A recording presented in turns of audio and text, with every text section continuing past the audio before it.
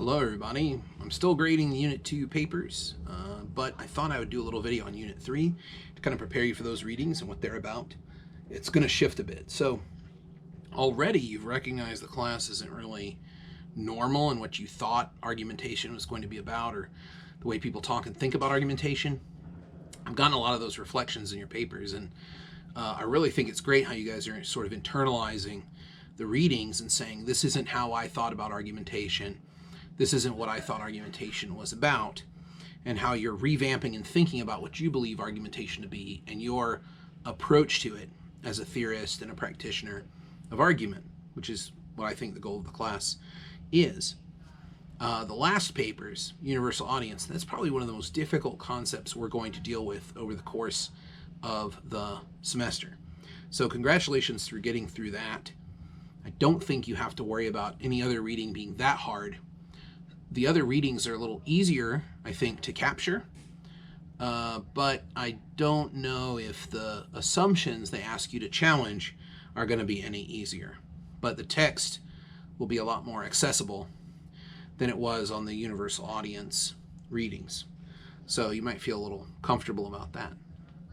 Unit 1 was about defining argument, how we've defined argument as scholars. Unit 2 was about how we theorize and approach audience. Unit 3 is going to be a big departure, and that's what else can argument do besides be used to effectively change people's minds. The readings that we're going to look at in Unit 3 address this question to say argument can be a tool of research and discovery of knowledge. It can be a knowledge engine, something that creates new things to know. Argument can be a political and social tool. Argument can be an educational tool.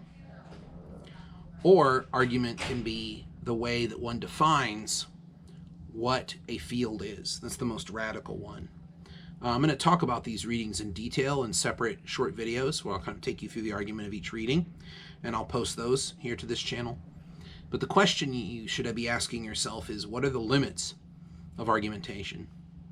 And there's several ways we can approach that just without reading anything, just as using our brains and thinking about our experiences in life with argumentation. One is, we could say argument is meant to solve problems or to change people's minds, which I think is a very common understanding of argumentation.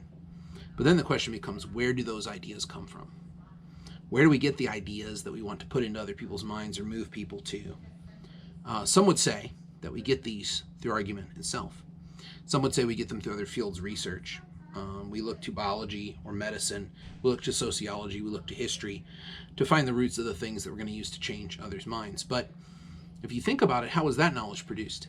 And some would say the best knowledge, the highest quality knowledge, is produced through argumentation. Scientists are arguing with one another. Historians are arguing with one another. Sociologists are arguing with one another. The list goes on and on and on. So there's something to think about when you look at these.